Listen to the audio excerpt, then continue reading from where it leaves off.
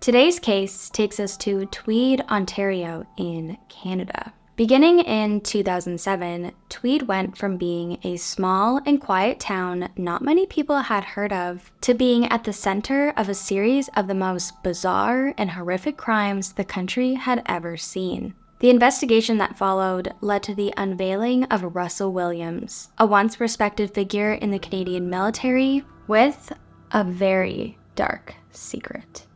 Tweed, Ontario is a very small and sleepy town east of Toronto, with a population of about only 5,000 people. Tweed has beautiful scenery with many lakes and trails, and it's therefore a very popular destination for cottagers. It was known for having a close-knit community, it was safe, and a place where one didn't have to worry too much about locking their doors at night. That was until 2007.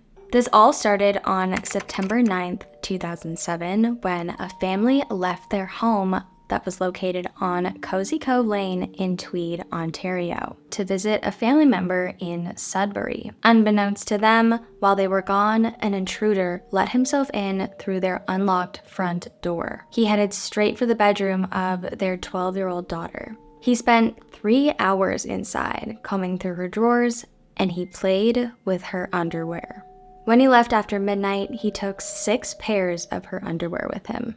Neither she nor her parents had any idea the break-in had even occurred, let alone someone had stolen her underwear. This incident was the first of a string of very odd break-ins and burglaries that would take place from 2007 to 2010 in Tweed, all of which had one very distinct characteristic, and that was missing women's underwear. The perpetrator victimized homes and families whose members included young girls and women, entering residences at night, usually when the home's occupants were away, and steal their underwear, bras, lingerie, and sometimes other personal items. On many occasions, he would break into the same home over and over again. He would gain entry by either just walking through an unlocked door, cutting a screen, or picking the lock. The majority of the break-ins actually went undetected, like the people didn't even know that they had happened, so a lot of them went unreported to police. But some were a little more obvious. Like in January 2009, a family returned home from a trip to Toronto. Minutes after arriving home, their teenage daughter noticed all of her underwear, bras, and bathing suits had been taken from her drawers. A picture of her wearing a bikini had also been just taken from its frame, and there were other pictures of her missing from the family photo albums. They reported the break-in to police, and upon processing the scene, traces of semen were found on the girl's dresser. And luckily, a DNA profile was pulled from these samples. Like many other victims of these break-ins, this family was left feeling traumatized, disgusted, and violated, and the teenage girl was actually too scared to even sleep in her bedroom for months. As these break-ins continued to happen throughout Tweed, the intruder soon started to be referred to as the Tweed Creeper. And as months went on, the Tweed Creeper continued to evade detection, and he was becoming more aggressive. Like in 2009, he hid outside a woman's home and waited for her to get into the shower before he broke in, stole a couple pairs of her underwear, and left. Something he did a couple of times was leave messages for the girls whose rooms he had broken into. Like once, he typed "merci" onto the computer of a preteen girl. Sometimes the messages were even more vulgar than that. A woman named Anne Marcel Cook returned home and found a number of the drawers of her dresser and nightstands left open. Upon further inspection, she realized that all of her underwear had been stolen, along with some of her sex toys. She immediately called her boyfriend and asked him, are you playing a prank on me? Did you take my sex toys? And of course, he said no. She and her boyfriend then contemplated over the phone what she should do about it, and they decided not to report the break-in to the police just out of embarrassment. Anne Marcel Cook then left for a party. And when she returned home later that night, she found her laptop open on the notepad with a note that read, "Go ahead and call the police.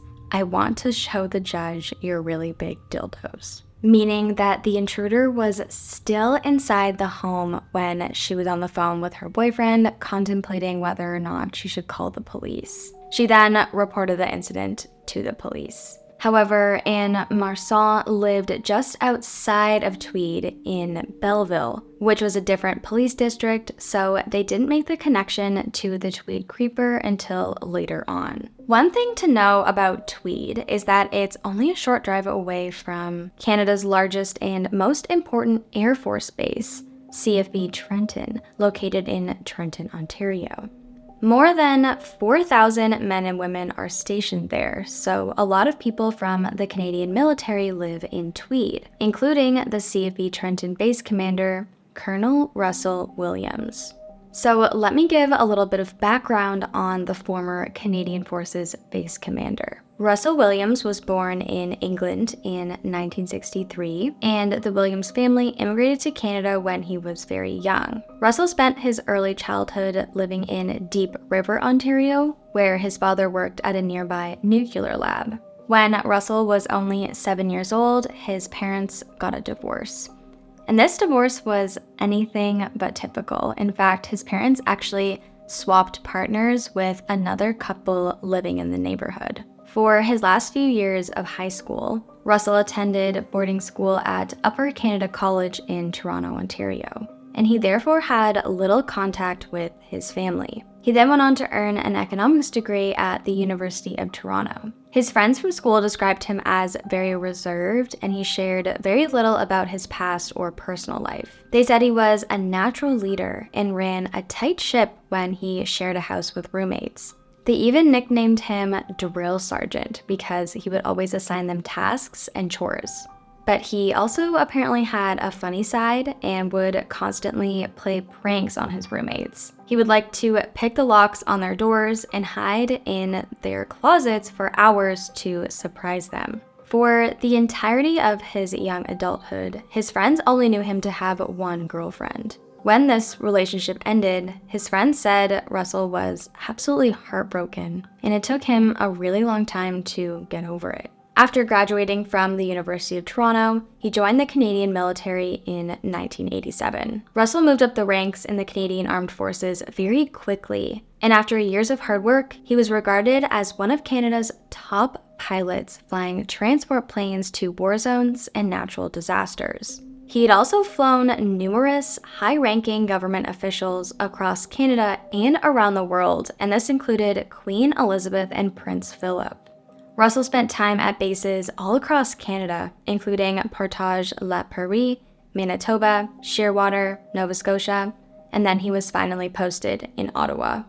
In the late 1980s, Russell was introduced to his future wife, Mary Elizabeth Heerman, and that was during a visit to Calgary where she was living at the time. The spark between them was instant, and it wasn't long before Russell would spend every spare moment he had driving 8 hours from where he was stationed in Moose Jaw to go and see her in Calgary. The two went on to get married in 1991. Both Russell and Mary Liz were very career-driven people, and the couple never ended up having any children. Obviously, Russell's job kept him very busy as it was, very important, and Mary Elizabeth worked as a charity executive, which was pretty demanding. In 1995, Russell and Mary Liz ended up moving to Ottawa because this was ideal for both of their careers. Russell had just landed a posting with the 420 Transport Squadron that ferries prime ministers and other VIPs across the country, while his wife joined the Heart and Strokes National Head Office.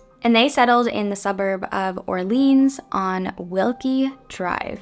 Then in 2004, Russell was promoted to lieutenant colonel and got reassigned to the Canadian Forces Base in Trenton, Ontario, which was a 3-hour drive from their home in Orleans. They soon purchased a cottage on Cozy Cove Lane in Tweed that could double as a home for Russell while he was stationed at the Trenton base. For the next few years, Russell would spend most weeknights alone at the cottage while his wife worked and lived in Ottawa. On weekends, he would either make the trip out to Ottawa to see her, or she would come to the cottage to see him.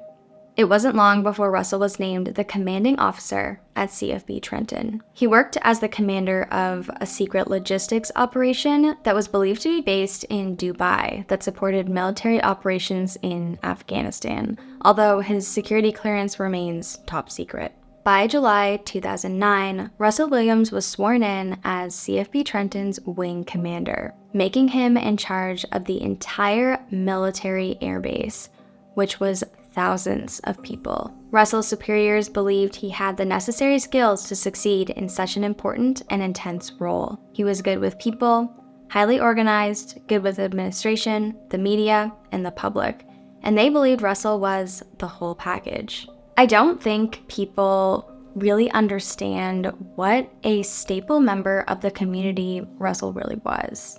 Everybody knew who he was, since he was constantly in the public eye. He was highly respected and honored. He was also said to be friendly, charitable, and a good neighbor. But little did anyone know, Russell Williams had a very dark secret. One that included a box hidden in the basement of his Tweed cottage that was stuffed to the brim with women's stolen underwear. And it would be years before anyone put it together that when he was at his Tweed cottage, all of the bizarre break-ins would occur. And he was so ballsy, a lot of his victims were his own neighbors on Cozy Cove Lane. His first known victims, the ones that we talked about in the beginning of this video, they were actually friends of Russell and his wife. They lived a couple doors down from them, and Russell and his wife were always over at their house having drinks and dinner, and they also went fishing together. And even their 12-year-old daughter always wanted to play cards with Russell when he and his wife were over. It's just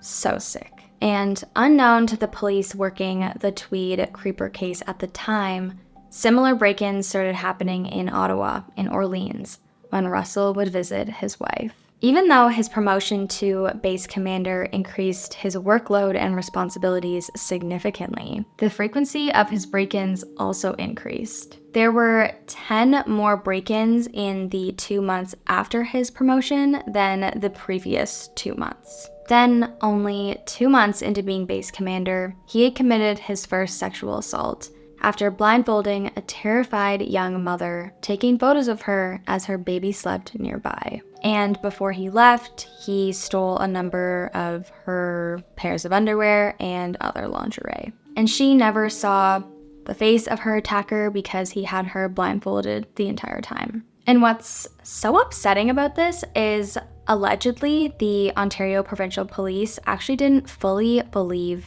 this victim when she reported her assault. It's not really clear why they didn't. I think I read somewhere that she messed up some parts of her story, because she was traumatized. But yeah, that caused them to not believe her. And because they didn't believe her, they didn't warn the public about the assault. The next night, Russell took part in the kickoff of the junior hockey season at a nearby arena in Belleville. It's so insane how he just seems completely unfazed considering what he had done only the night before. And then 2 weeks later, another assault took place. In the middle of the night, a woman awoke to a masked man pressing her face into her pillow. And the second victim only lived a couple doors down from Russell's cottage, and her story was exactly the same as the first victim's. And after the second attack, the OPP realized that the first woman was telling the truth, and they warned the public about locking their doors and just being wary of break-ins. And luckily, DNA of her attacker was found on the first victim. In public, Russell told people that he and his wife were spooked by everything that was going on in the community. After the second attack, constables went door to door on Cozy Cove Lane in search of information that might lead them to the perpetrator. When they got to Russell's door, he wasn't home. They then went on to his next door neighbor's home, Larry Jones, and when speaking to him, they asked who lived next door. And that's when Larry said, oh, that's the base commander, Russell Williams. And the officer literally said, "Okay, well then I guess there's no use looking there." Poor Larry Jones ended up volunteering for a police lineup, and the second sexual assault victim identified his voice as her attacker. He was then detained and interrogated for hours. His home was searched, his DNA was collected, and he took a 3-hour polygraph test. Weeks later, he was ruled out as a suspect by police, but he continued to be ostracized by the public, even though his own daughter had been a victim of a break-in in the past. By November 2009, Russell's crimes moved to a whole new level of horror. On the night of November 23rd in Brighton, which is a small town just west of Trenton, Russell broke into the home of 37-year-old Corporal Marie-France Comeau, who was under his command at CFB Trenton. Marie-France lived alone and was a 12-year military veteran, currently working as a military flight attendant. Despite the rigid and disciplined schedule of military life, Marie-France was said to be a free spirit. She was artistic, bohemian, and just loved life. She took pride in her work and loved getting to travel the world through her job. Marie-France had just returned home from a trip to India, where she accompanied Stephen Harper on a work trip. Russell Williams was hiding in the basement when her cat came downstairs and was meowing at him. Marie-France then went downstairs to get the cat, and that's when she saw Colonel Russell Williams, who she'd only met one time, hiding behind her furnace. Marie-France put up a fight and was struck in the head several times with a flashlight as a result. Over the next 2 hours, Russell repeatedly assaulted her, and her attack was very vicious. He recorded it all on video. Russell then suffocated her by wrapping her face with duct tape. He wrapped her body in a duvet, left it in her bedroom, and took several pieces of her lingerie before leaving. Her body was discovered 30 hours later by her boyfriend, and he was absolutely devastated. Lots of people reported seeing him just running up and down the street screaming for help. He was just so upset. Police found the Tweed Creeper's DNA at the crime scene. And when the news broke about Marie-France's murder, Russell Williams wrote her father a condolences letter. The day Marie-France's body was found, Russell was handcuffed and thrown in jail as part of a United Way fundraiser. He was seen laughing and having a good time, seemingly completely unfazed by what he had done a little over a day earlier. On December 4th, Marie-France Comeau was laid to rest at the National Military Cemetery in Ottawa. For Russell, it was business as usual. As December blended into January, he attended a press conference for the Olympic Torch Relay. He issued his Christmas message to the base and was honored with the Canadian Forces Decoration First Class, which is an award that recognizes military members with 22 years of faithful service. In January, the Defense Minister and the Chief of Defense Staff stopped by for their tour of CFB Trenton, where they watched troops load relief supplies for Haiti into transport planes. And that brings us to the end of January. January 28th, 2010 was a cold Thursday night in eastern Ontario. No snow, but the temperature dipped below 16 degrees Celsius. 20-year-old Jessica Lloyd was at her home, which was a red brick bungalow where she lived alone. Her house was on a desolate part of rural Highway 37 between Belleville and Tweed. Jessica was an outgoing and popular person. She was really close with her family and friends, who she talked to every day. That night, Jessica sent a friend a text saying goodnight at 10:36 p.m., and that would be the last time anyone would hear from her. On Friday morning, Jessica didn't show up for work, so her office contacted her family. So her brother went to her home to check on her. When he arrived, he found her purse and wallet inside and her car in the driveway, but Jessica was nowhere to be found. He then reported her missing to police, who acted very quickly. Investigators from the OPP and the Belleville Police Department suspected that the sexual assaults in Tweed and the Marie-France Comeau murder and Lloyd's disappearance were connected. A massive search was launched. It included a tactical team, ATV unit, and an auxiliary police unit scoured the area around Lloyd's home. A search and rescue aircraft from CFB Trenton was deployed, and that was authorized by Colonel Russell Williams. Meanwhile, Jessica's family, friends, and hundreds of people from the surrounding communities met to hand out missing persons posters. But days went by with no news. Police issued warnings to area residents to be extra vigilant, suggesting that women who live alone change their daily routines and to secure their homes. And then, a few days after Jessica's disappearance, 2 men came forward with some very, very crucial information. The witnesses had been driving on Highway 37 when they saw a silver-colored SUV parked in the field near Jessica's home on the night of her disappearance. Police then checked the area and found tire tracks along with boot prints in the frozen mud exactly where the witnesses said they saw the truck. The distinctive tread narrowed the range of potential suspect vehicles to only a few, including a Nissan Pathfinder. Then on Thursday, February 4th, which was exactly 1 week after Jessica was last heard from, the OPP put up a roadblock on Highway 37. Investigators stopped every vehicle traveling in either direction so they could analyze each driver's tires. At some point, the officers pulled over Russell Williams. And when he realized they were looking at his tires, he told the officer he was in a rush because he had a sick kid at home. And before he drove off, the officers were able to get a good look at his tires, and they realized that his Nissan Pathfinder was a match. And from that point on, Russell Williams was under police suspicion. After Marie-France Comeau's murder, police had considered the possibility that the Tweed creeper was part of the military. Not to mention his crimes were extremely well executed and meticulously planned out. He clearly had some discipline. So when police found out that he lied to the officer and said that he had a sick kid, he doesn't have any children, that really stood out to them. On the afternoon of February 7th, Russell Williams went to the Ottawa Police Headquarters at the request of OPP Detective Sergeant Jim Smith, who said he could use the colonel's help trying to tie up a few loose ends in the case. Happy to help, Russell obliged. All right, and again, like I said, this interview is going to be very thorough. But again, I have a simple rule when I talk to people. It's I'm sure you're the same way. I treat everybody with respect. I don't know. I ask you to do the same for me. So what we're going to do is we're going to start off by going through what your rights are. Okay? Just like everybody else. Basically, in Canada, as you know, I'm sure, is we all have our rights guaranteed under the Charter of Rights and Freedoms. Right. Okay. Now, Russell, just to avoid any confusion, because people do get confused when they're talked to by the police, is that you're obviously not under arrest here today. Okay. Yep. Anytime you feel you want to leave here, you feel free to do so. The door's not locked. Teresa will walk you down the lobby anytime you want. Okay. If there's anything that comes up in our interview today, Russell, that you feel you want to talk to a lawyer about, you just let me know. Okay. Sure. And the reason for that is I want to explain to you exactly what's going on here. Okay.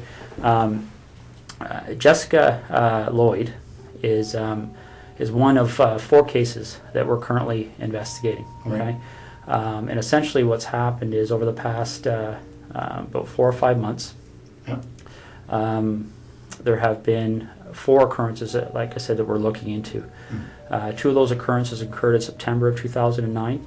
And very briefly, they were up in the Tweed area. They involved somebody entering 2 different women's houses in the evening hours and committing sexual acts. Okay. In November of 2009, a young lady by the name of Marie-France Comeau was found murdered in her home in Brighton. And we believe that there was a sexual component to that crime as well.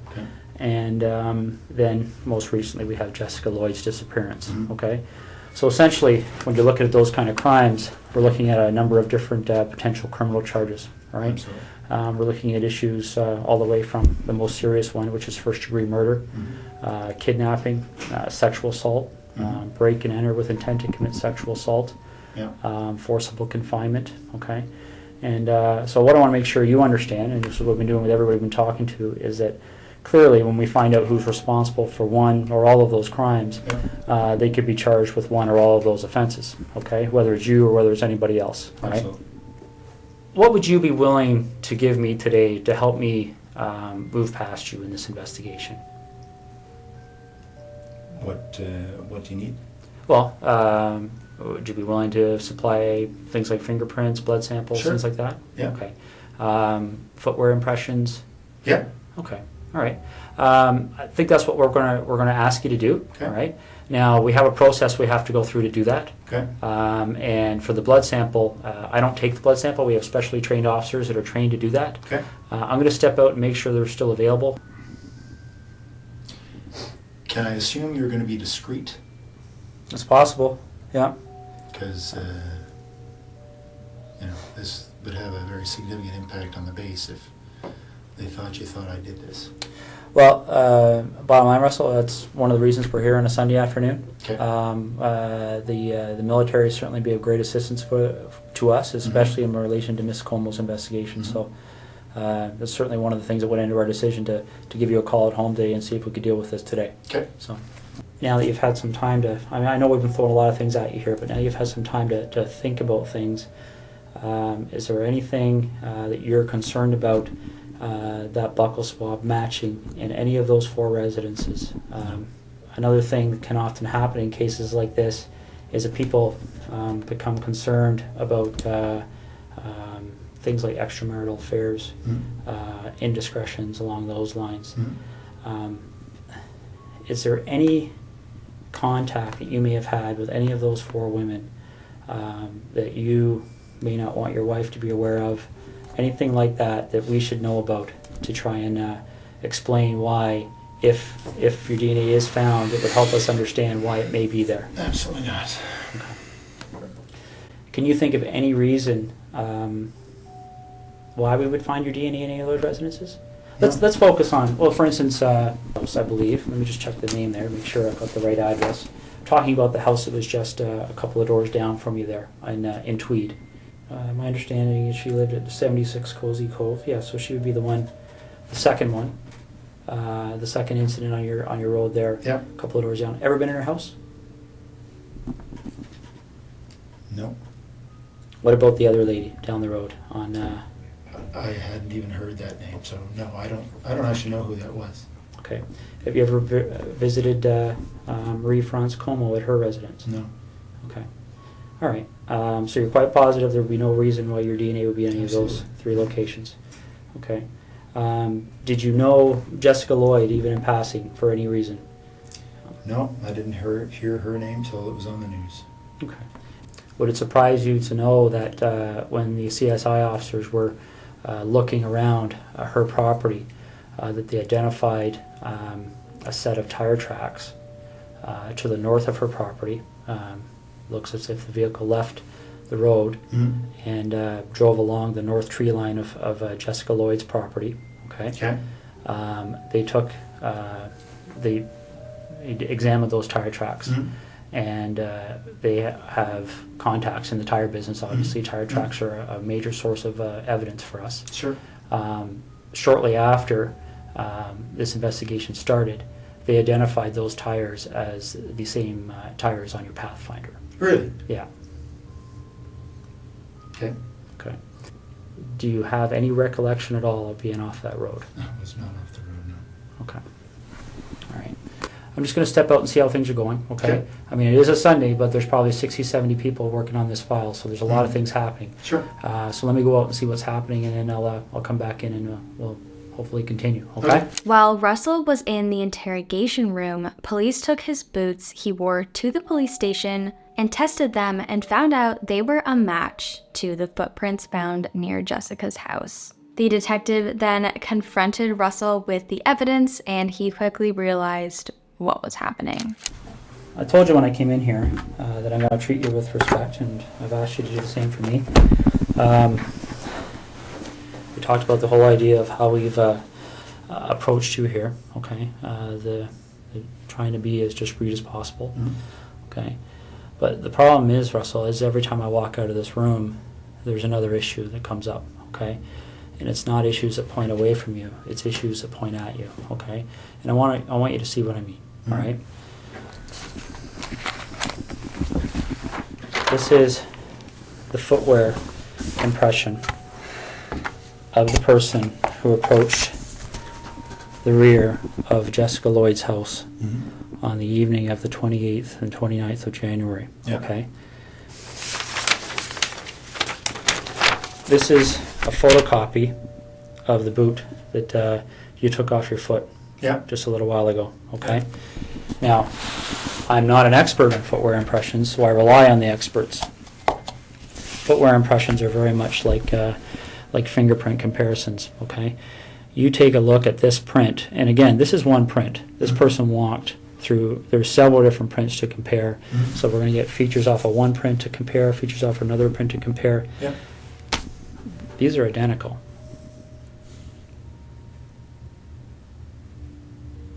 Okay. Your vehicle drove up the side of Jessica Lloyd's house.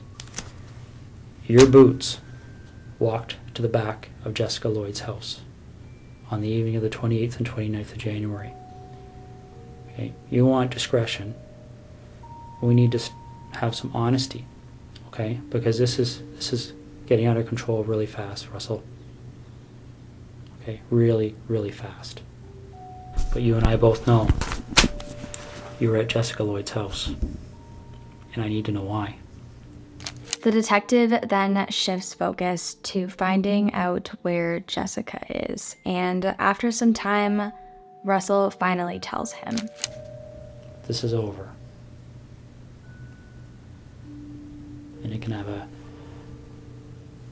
bad ending, where Jessica's parents continue to wonder where her daughter's lying. Is Jessica somewhere we can find her easily? Like, is this something where I can make a call and tell somebody to go to a location and they're going to find her, or is this something where we have to go and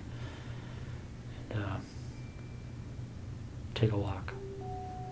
What's the issue you're struggling with?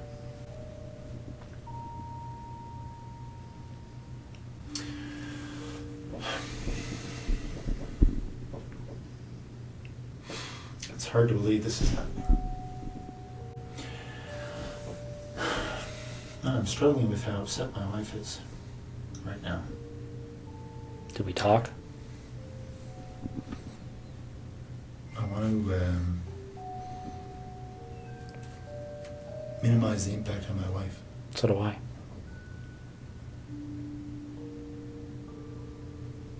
So how do we do that? Well, we start by telling the truth. So where is she? You got a map? Is she close to where she lives? I've got maps of that general area.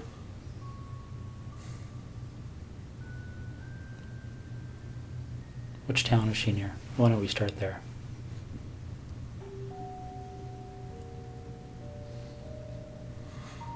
I'm not sure, but if you give me a map of that covers Calagar down to the highway and over to Tweed and south, I'll show you. Let me see what I got here. I might have something. Jessica's body was found on a rural road north of Russell's cottage. She was found only a few steps into the woods, and she had been there for 5 days and 5 nights. What do you want to talk about? It's pretty wide open now, eh? Yeah. What do you want to know? Well, do you want to work forwards or backwards? Doesn't matter. Why don't we start with Jessica? How does that start for you?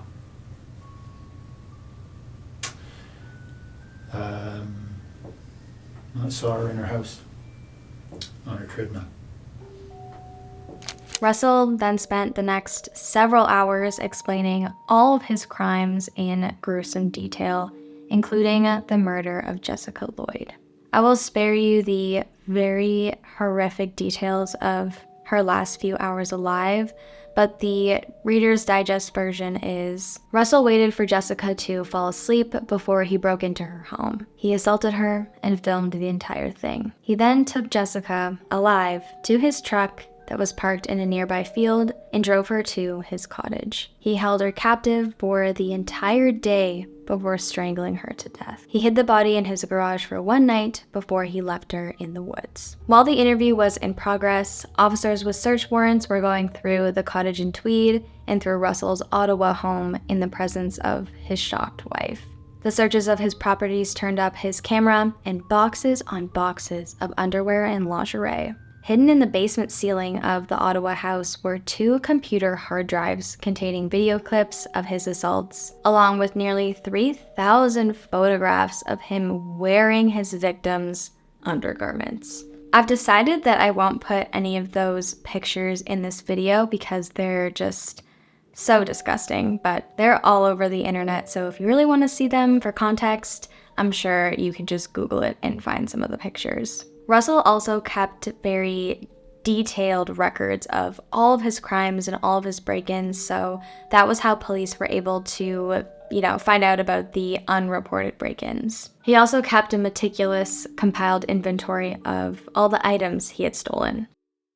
News of the Colonel's arrest and his bizarre double life stunned everyone who knew him, and it shocked the entire country. In April 2010, guards prevented Russell from choking to death on a cardboard toilet paper tube he had shoved down his throat, and he was subsequently put on 24-hour suicide watch. Later that year, in October, Russell pleaded guilty to all 88 charges against him, including 2 counts of first-degree murder, 2 counts of sexual assault and forcible confinement, and 82 break-ins. Since he pled guilty, he did not have a trial. He, at the age of 46, was sentenced to 2 terms of life imprisonment with no possibility of parole for 25 years. Russell Williams was stripped of his rank and dismissed from the Canadian Forces, obviously. His uniform was burned and his decorations were destroyed. Russell was transferred to Kingston Penitentiary to serve his time alongside many of Canada's most dangerous and notorious criminals,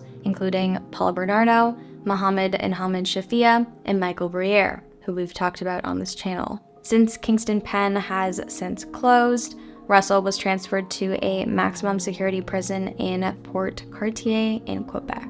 One aspect of this whole ordeal that still kind of remains a mystery is how much his wife knew about what he was up to. She obviously claims she knew nothing about his crimes, and she did spend the majority of her time in Ottawa, leaving Russell alone most of the time. I personally think the way that he showed genuine concern about his wife and his wife finding out makes me think that she didn't know, or at least he thought that she didn't know. I found it actually really interesting when he talked about his wife in that interrogation. He said, "I'm struggling with how upset my wife is right now."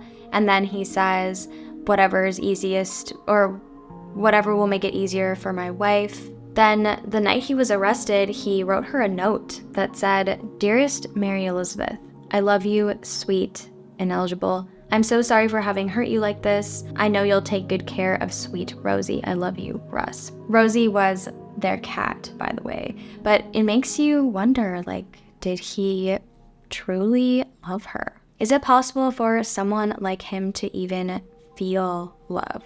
If she didn't know, I can't even imagine the amount of betrayal that she must have felt when this all came out. There has been a lot of speculation around how Russell, got into this. Before the first break-in in 2007, he obviously had no criminal record. It was reported that shortly before that first break-in, Russell and Mary Liz were going through a hard time because they had to put their cat down. And Russell was apparently very torn up about this. He had tears in his eyes telling us about the cat, said the Tweed neighbor. But of course, it's impossible to know if the death of his cat triggered him to start making his fantasies reality. At the time, he was reportedly also suffering from chronic joint pain and was taking a lot of prescription drugs. The backaches had become so fierce that friends said he had trouble sitting for more than 30 minutes at a time, and he feared his career in the cockpit would be over. Russell Williams himself has never offered an explanation for his crime. He told the detective, "I don't know the answers, and I'm pretty sure the answers don't matter." I can't even begin to imagine the amount of grief and devastation that Marie-France Comeau and Jessica Lloyd's families have had to endure as a result of all of this. And my heart goes out to all the sexual assault victims and all the women and girls who were violated by Russell Williams. Thank you so much for watching, guys. That's all I have for today. Please let me know what you think about this case in the comment section below, and let me know if you like these notorious Canadian case videos. If you like this video, please make sure to give it a thumbs up and subscribe for more true crime content. I'll see you in the next one.